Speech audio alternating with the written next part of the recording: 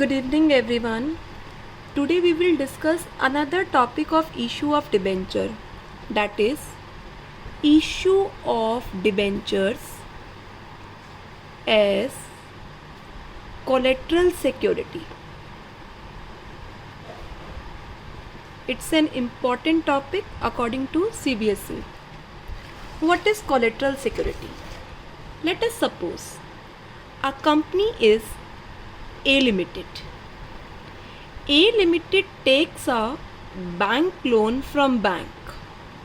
Okay, takes a loan from bank. Then A Limited have to mortgage its asset to bank. Let us suppose A Limited mortgage land and building or machinery to bank. In addition to this primary security, this is called primary security. In addition to this security, an additional security is also issued by A Limited, that is debentures. Then that debenture will be termed as collateral security. तो collateral security का मतलब क्या है? इस principal या primary security के अलावा जो भी कंपनी ने बैंक को इशू किया है वो क्या है बच्चे? Collateral security. अब इसका मतलब ये नहीं है कि ए लिमिटेड ने बैंक को अपने डिबेंचर दे दिए और ए लिमिटेड बैंक को इंटरेस्ट देगी. बेटा इस पर कोई इंटरेस्ट नहीं होगा. ऑलराइट, ये किस लिए दिया है? अगर कोई डिफ़ॉल्ट हो जाए तो कंपनी की लैंड एंड बिल्डिंग या मशीनरी को बेचकर पैसा रिकवर होगा. अगर इससे रिकवर नहीं हो सकता तो क्या करेंगे बच्चे? इन्हें डिबेंचर्स इशू कर देंगे.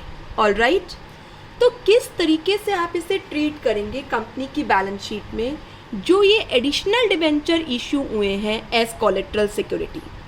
दो तरीके हैं बेटा इसे डील करने के. First method, second method.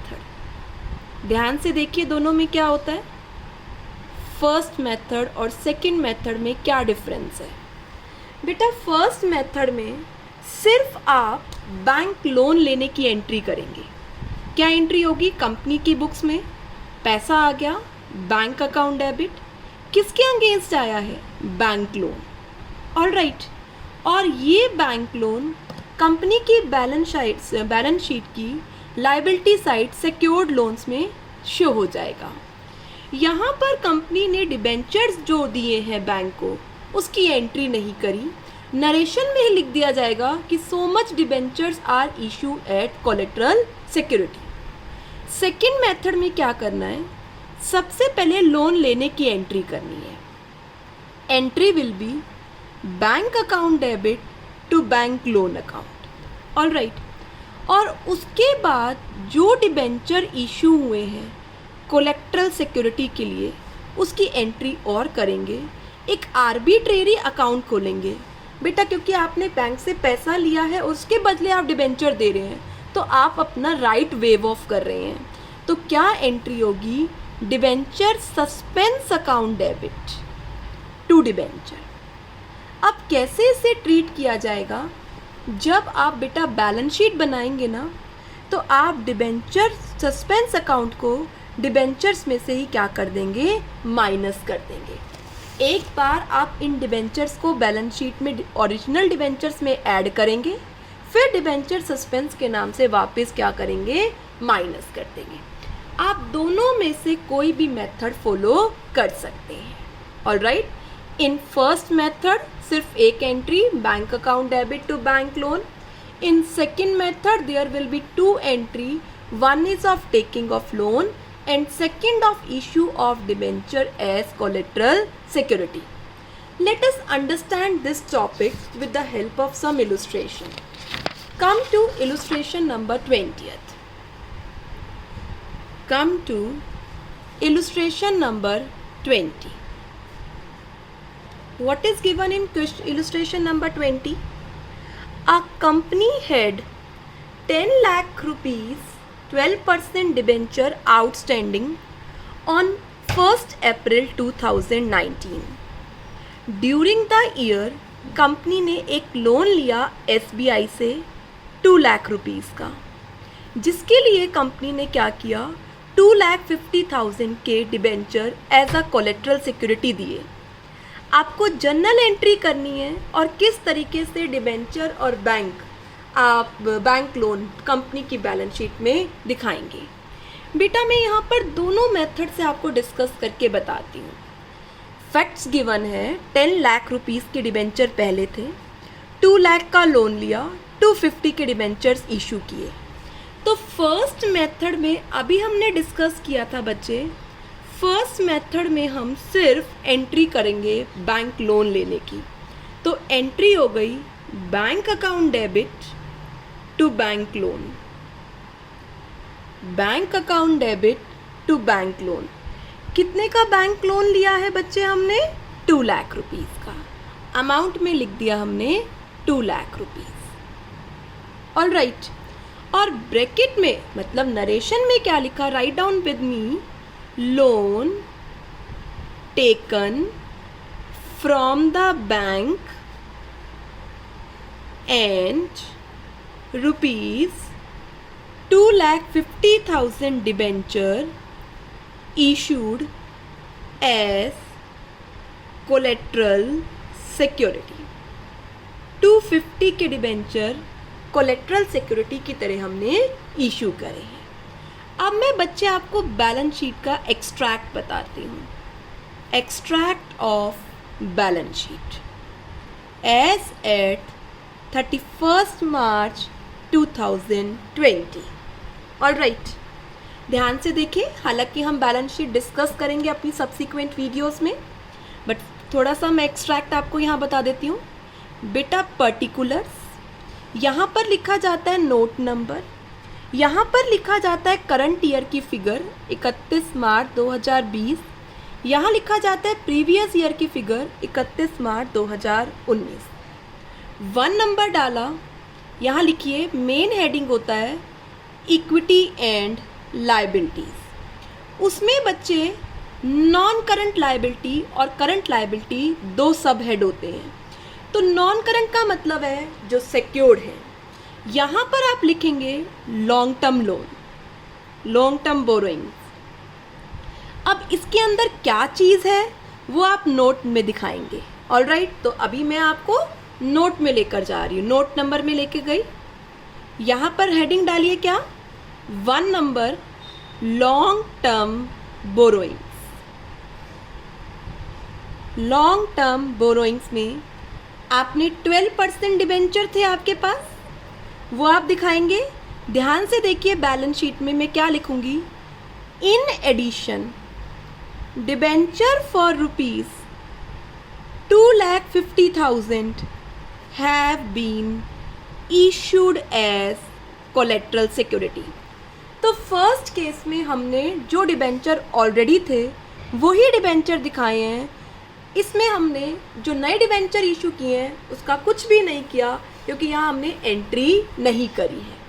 All right, और इसके साथ अभी आपने बैंक लोन लिया है, उसमें भी लिखेंगे yes definitely on collateral security of debentures of ₹2,50,000। यहाँ दिखा दिया आपने 2,50,000। तो मेरे बच्चे कितना आ गया, 12,50,000। दिखा दीजिए बच्चे 1250।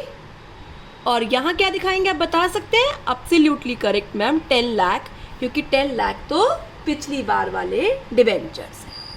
अब सेकंड केस जरा ध्यान से देखिए, सेकंड मेथड में क्या करना है, लेट अस डिस्कस। यस बेटा, सबसे पहले एंट्री बोलो, वेरी गुड मैम। सबसे पहले एंट्री होगी लोन लेने की। तो क्या होगी लोन लेने की entry, bank account debit to bank loan account. कितने का लोन लिया है, 2 लाख।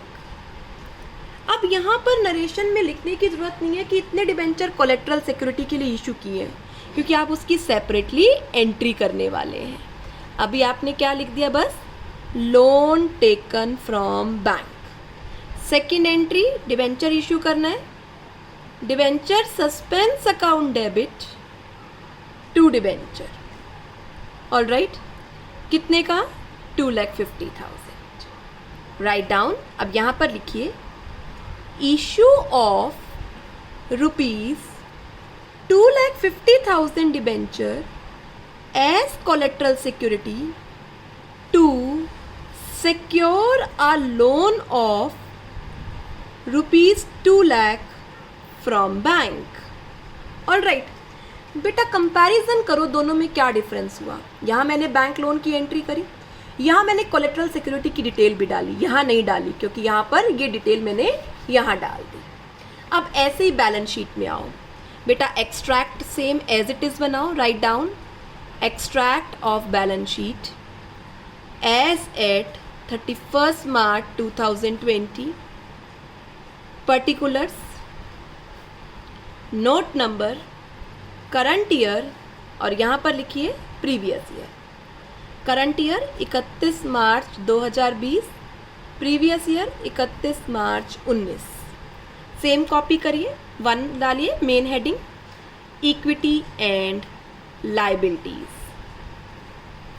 उसमें सब हेडिंग डालिए non current liability, long term borrowings, long term borrowings. Note number में हम इसे डिस्क्राइब करेंगे। ठीक है बेटा, यहाँ पर नहीं, कुछ भी बैलेंस शीट में नहीं। ध्यान से देखिए नोट नंबर 1 में मैं कैसे डिस्क्राइब करूँगी। यहाँ पर मैंने हेडिंग डाला लॉन्ग टर्म बोरोइंग्स। बेटा आपने देखा 12% डिबेंचर ऑलरेडी थे, तो मैं लिख रही हूँ 12% डिबेंचर कितने के थे, 10 लाख के। ठीक है, 250 के एडिशनल डिबेंचर्स इशू किए, क्योंकि अभी आपने एंट्री करी, इधर देखो डिबेंचर को क्रेडिट किया 250 से, ऐड कर दिया, ये हो गए मेरे बच्चे 12,50,000 के। अब इसमें से माइनस कर दीजिए डिबेंचर सस्पेंस, कितने से बेटा 250। मैम ये क्या मतलब, पहले ऐड किया फिर लेस किया। बेटा ये प्रेजेंटेशन का वे है, क्योंकि आपने वो डिबेंचर अभी इशू तो नहीं करे, अभी तो आपने उन्हें राइट नहीं दिया है ना, पर आपने एक डिबेंचर के नाम से एंट्री तो करी है। तो इसमें हमने यहाँ पर कुछ नहीं दिखाया, बस 10 का 10 लाख, बट यहाँ पर 10 में 250 के डिबेंचर ऐड किए, वापस डिबेंचर सस्पेंस क्या किया, माइनस किया। आगे क्या लिखा मेरे बच्चे, जो बैंक लोन लिया है इसके ब्रैकेट में वही ऑन कोलेट्रल सिक्योरिटी ऑफ 2,50,000, तो लिख दीजिए 2 लाख। तो यहाँ पर कितना आ जाएगा 12 लाख। ऑलराइट, ये अमाउंट कितना आ जाएगा 12 लाख, तो 12 लाख में यहाँ पर ले जाती हूँ। ऑलराइट, और प्रीवियस ईयर की बैलेंस शीट में एब्सोल्युटली करेक्ट 10 लाख। आया बच्चे समझ में अच्छे से? बच्चे एक चीज़ देखो बेटा, यहाँ पर ये 2 लाख का लोन था, ये भी 12 लाख आएगा। चलो दोनों को कंपेयर करते हैं फास्ट। अगर फर्स्ट मेथड फॉलो करना है तो सिर्फ एक एंट्री, अगर सेकंड मेथड फॉलो करना है तो 2 entry.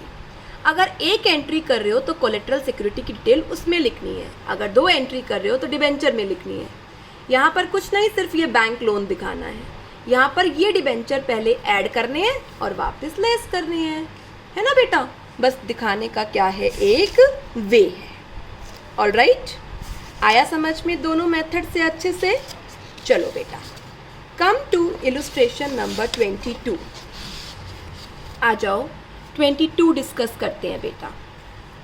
Come to illustration number 22। Yes, क्या गिवन है बच्चे इलस्ट्रेशन नंबर 22 में? A limited company issued debentures of ₹1 lakh which were issued as follows। क्या बेटा? For cash at 90%, 50,000 के डिबेंचर, कैश 90%, ये नॉमिनल वैल्यू है। All right, for creditor, creditor को फॉर ₹20,000। ऑल राइट, कितने? 25,000 के, ये नॉमिनल वैल्यू है। 2 बैंकर्स फॉर अ लोन, कितने का लोन है? 15,000, और 25,000 उसकी नॉमिनल वैल्यू है डिबेंचर्स की। ठीक है, तो बेटा ये 3 अलग अलग केस हैं। सबसे पहले आप एंट्री करेंगे जो कैश के बदले इशू करे हैं 90%, तो करिए फर्स्ट केस में क्या एंट्री होगी, bank account debit to debenture application and allotment account, 50 का 90% 45,000। आपको पता होगा एप्लीकेशन के साथ हम अलॉटमेंट भी लिखते हैं। नेक्स्ट एंट्री करो, debenture application and allotment account debit to debenture, कितने, डिस्काउंट भी था बेटा, डिस्काउंट को डेबिट करना है, discount on issue of debenture debit 45, 10% 5, total क्या हो गया 50,000। तो ये केस 1 की एंट्री हो गई। अब 20,000 का आपने पेमेंट करनी है और 25,000 के डिबेंचर दिए। असेट तो आपने 20,000 के खरीदे हैं, क्रेडिटर्स तो कितने हैं 20,000 के, तो क्या एंट्री होगी, यस करिए, fix assets account debit to vendor 20,000। Next vendors account debit to debentures, vendor में कितना 20 और डिबेंचर में कितना 25, तो 5 का क्या है बेटा डिस्काउंट। मैंने आपको बताया भी था अगर ज़्यादा डिबेंचर इशू हो रहे हैं और कंसीडरेशन कम है तो इसका मतलब कैसे हो रहे हैं वो डिबेंचर डिस्काउंट में। तो ये तो हो गई मेरे बच्चे असेट्स की एंट्री। एक लोन लिया है 15,000 का और 25,000 के आपने डिबेंचर इशू किए हैं, तो अब कोलेट्रल सिक्योरिटी की बात आ गई।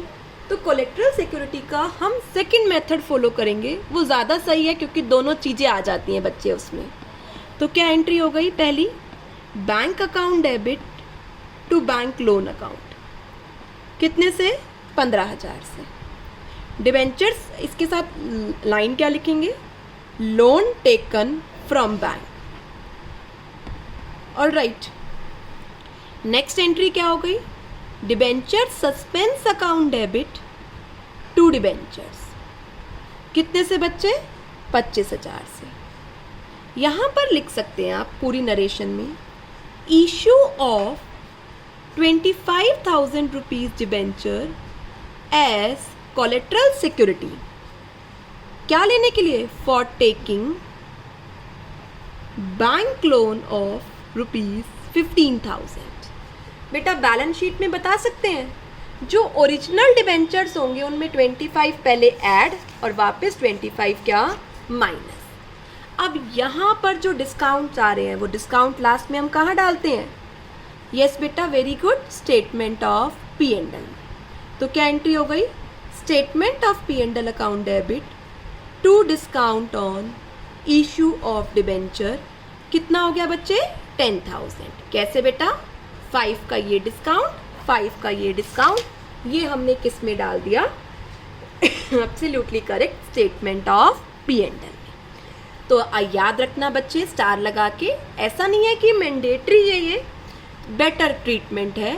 अगर कोलेट्रल सिक्योरिटी का क्वेश्चन आता है तो बेटर है कि आप क्या फॉलो करो, सेकंड मेथड फॉलो करो, क्योंकि इसमें दोनों चीज़ें आप रिफ्लेक्ट कर सकते हैं।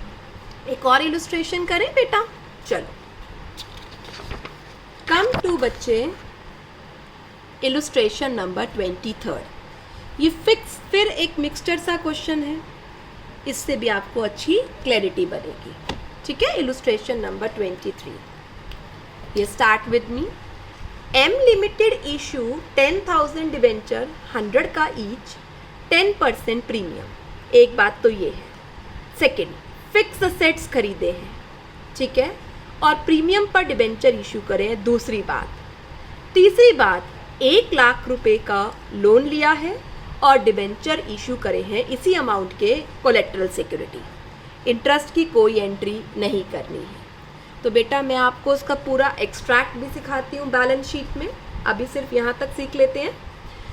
चलिए मेरे बच्चे, आइए 1 अप्रैल को सबसे पहले हमने क्या किया है, डिबेंचर इशू करे हैं प्रीमियम पर। राइट डाउन, क्या एंट्री हो गई, bank account debit to 8% debenture, जब कैश में इशू होते हैं तो एप्लीकेशन एंड अलॉटमेंट दोनों लिखते हैं। 8% debenture application and allotment.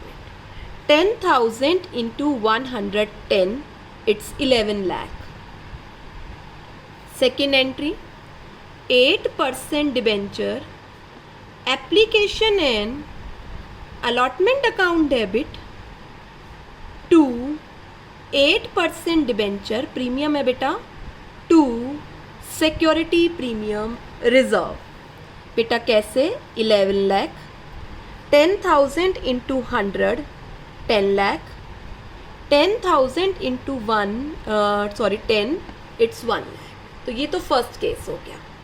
Second बेटा, फिक्स असेट्स परचेज करे हैं, लाइबिलिटीज ली हैं और डिबेंचर्स इशू करे हैं। करते हैं बेटा। सबसे पहले फिक्स असेट्स लो, क्या एंट्री हो गई? Fix assets account debit, liabilities ली to current liability. Fix assets हैं 250, करंट लाइबिलिटी है 40। तो परचेज कंसीडरेशन कितना आ गया? किससे लिए? नाम नहीं गिवन, तो क्या लिख दो बच्चे? वेंडर्स। To vendors account 2,10,000। ठीक है बेटा, ये केस 1 है। ये आगे चल रहे हैं। अब इन्हें प्रीमियम पर डिबेंचर इशू करें, तो बेटा पहले हम एंट्री कर लेते हैं, फिर हम आगे चलते हैं। क्या एंट्री हो जाएगी? Vendors account debit to debenture to security premium reserve. Vendor को हमने 2,10,000 देना है और amount due to vendor divided by issue price 100 + 5 का प्रीमियम, तो ये 2,000 डिबेंचर आ गए। बेटा वेंडर में 210, डिबेंचर में 2,000 इंटू 100, सिक्योरिटी प्रीमियम में 2,000 इंटू 5। ऑलराइट, आगे चलते हैं। अब एक बैंक लोन लिया है तो बेटा कोलेट्रल सिक्योरिटी भी दी है, तो हम दोनों एंट्री करेंगे। Bank account debit to bank loan. बेटा सेम ही अमाउंट है क्योंकि कुछ नहीं बता रखा। 1 lakh 1 lakh। Next, debenture suspense account debit to debenture, कितने से? 1 lakh। ऑलराइट, यहाँ पर मेरे बच्चे हमने सारी एंट्रीज कर ली। होप आपको अंडरस्टैंड भी हो गई होंगी। अब मैं आपको बैलेंस शीट पर लेकर चलती हूँ। ध्यान से देखो बेटा, जितना मैं एक्सट्रैक्ट समझा रही हूँ अभी आप उतना लर्न कर लीजिए इसको, फिर मैं आपको पूरी बैलेंस शीट लर्न कराऊंगी बेटा, क्योंकि हेड्स तो आपको लर्न करने पड़ेंगे बच्चे। Particulars, note number, very good, current year, previous year. ठीक है बेटा, यहाँ पर लर्न करो। फर्स्ट हेडिंग क्या था? Equity and liabilities. ऑलराइट बच्चे, उसका हेडिंग अगला क्या था मैं आपको बताती हूँ बच्चे, पर आपको धीरे धीरे ये चीज़ लर्न होगी। बेटा अभी हमने यहाँ पर नॉन करंट लाइबिलिटीज़ में आ गए थे, बट यहाँ पर बच्चे अभी करंट भी है और सिक्योरिटी प्रीमियम भी है। इधर देखो बेटा, सबसे पहले आता है शेयर होल्डर फंड्स। क्या आता है बच्चे? Share holder funds. इसके अंदर पहला आता है शेयर कैपिटल, जो कि हमें बता नहीं रखा था, मैं कुछ नहीं ले रही। दूसरा आता है मेरे बच्चे रिजर्व्स एंड सरप्लस, उसका नोट डाल रही हूँ क्योंकि security premium reserves and surplus में जाएगा। तो ये तो फर्स्ट हेडिंग हो गया। दूसरा आता है मेरे बच्चे इसमें non current liabilities. Non current liabilities में यहाँ पर लॉन्ग टर्म बोरोइंग्स हैं, डिबेंचर्स हैं, तो मैं नोट नंबर 2 डाल के अभी इसे छोड़ देती हूँ। ठीक है बेटा। तीसरा आता है मेरे बच्चे क्या? Current liabilities. ऑलराइट, उसका नोट बनाने की ज़रूरत नहीं है क्योंकि एक ही चीज़ गिवन है उसकी। ऐसे ही बेटा ये सारी लाइबिलिटीज़ की साइड होती है। ऐसे ही बेटा क्या आता है? असेट्स। असेट्स में भी नॉन करंट असेट्स और करंट असेट्स आते हैं। ठीक है बेटा। अब मैं सबसे पहले आपको रिजर्व्स एंड सरप्लस का नोट नंबर बनवाती हूँ। रिजर्व्स एंड सरप्लस में क्या आएगा? Security premium reserve. कहाँ कहाँ से? इधर देखो बेटा, 1,10,000 यहाँ पर, बस बेटा और तो कोई नहीं है, 1,10,000। अब मैं आपको ले जाती हूँ नोट नंबर 2 के बच्चे, किस पर? लॉन्ग टर्म बोरोइंग्स पर। लॉन्ग टर्म बोरोइंग समझो बेटा, सबसे पहले हमने डिबेंचर इशू करे 8% डिबेंचर 10 लाख के, फिर हमने और डिबेंचर इशू करे बच्चे 2 लाख के, तो मैं इकट्ठा ही लिख दूँ 12 लाख। फिर हमने एडिशनल डिबेंचर इशू करे कोलेट्रल सिक्योरिटी के लिए 1 लाख, तो ये अमाउंट बन गया हमारा 13 लाख। माइनस किया क्या इसमें से? डिबेंचर सस्पेंस जो ऐड किया था 1 लाख, वापस माइनस कर दिया, तो कितना दिखाया बच्चे हमने? 12 लाख। ये समझ में आ गया? आगे चलिए बेटा, ये तो डिबेंचर्स की कहानी हो गई। एक बैंक लोन लिया है आपने, कितने का बैंक लोन लिया है? 1 लाख। तो ये हो गया मेरा पूरा 12 लाख प्लस 1 लाख 13 लाख का। चलो नोट वापस बनाओ ऊपर। 1,10,000 का रिजर्व एंड सरप्लस और 13 लाख का बच्चे क्या? Long term borrowing. Current liabilities में देखो, यहाँ पर अपनी आपने करंट लाइबिलिटीज़ लिए हैं 40,000 और यह भी आपने नॉन करंट में फिक्स असेट्स लिए हैं 2.5 लाख के। ठीक है बेटा, एक बार प्रैक्टिस करके देखना। पहली बार में थोड़ा टिपिकल लगेगा, फिर धीरे धीरे आपको हेड्स लर्न हो जाएंगे। ठीक है, बाकी मैं बैलेंस शीट अभी फिर से भी कराऊंगी आप लोगों को। ऑल राइट, एक 24 इलस्ट्रेशन बेटा हम और डिस्कस करते हैं। Come to illustration number 24। Volvo limited company issued 20,000 9% debenture 100 का ईच कोलेट्रल सिक्योरिटी 15 लाख की from HDFC bank. Company loan नहीं पे कर पा रही है, जिसका उसको इंटरेस्ट देना पड़ेगा। HDFC ने क्या कर लिया? जो उसने डिबेंचर इशू किए थे वो राइट एक्सरसाइज कर लिया है। ऑल राइट, आपको एंट्रीज करनी है। इशू तो हो चुके हैं, जो राइट्स वेव ऑफ किए हैं उसकी एंट्री करनी है। ध्यान से देखो बच्चे, 31 मार्च को आपने एंट्री करी होगी पहले डिबेंचर सस्पेंस टू डिबेंचर, वो एंट्री रिवर्स कर दो, क्योंकि वो डिबेंचर अब आपके नहीं है, किसके पास चले गए? बैंक के। तो क्या एंट्री हो गई? 9% debenture account debit to debenture suspense. सबसे पहले आपने उस एंट्री को रिवर्स कर दिया 20 लाख से। फिर 15 लाख का लोन है और 5 लाख का इंटरेस्ट है। ये डिबेंचर्स, ध्यान से सुनो, पहले आपने बैंक से लोन लिया, जो बैंक से लोन लिया वो आप पे नहीं कर पा रहे हो, उस पर इंटरेस्ट भी है। तो सबसे पहले जो debenture suspense account debit to debenture entry थी उसका रिवर्स किया, उसका इफेक्ट खत्म हो गया। अब आप ये डिबेंचर उसे इशू कर देंगे, किसके बदले? बैंक लोन क्रेडिट था, वापस डेबिट करो, लोन फ्रॉम HDFC, उसके साथ इंटरेस्ट देना है, आउटस्टैंडिंग इंटरेस्ट, और क्या दिया है आपने? अपने डिबेंचर्स दिए हैं। 20 लाख रुपए के डिबेंचर दिए हैं, 15 लाख रुपए का लोन था और 5 लाख रुपए का इंटरेस्ट था। बेटा इस क्वेश्चन में सिंपली हमने क्या किया है? हमने 2 एंट्री करी थी बच्चे। इधर देखो, हम शुरू से चलते हैं।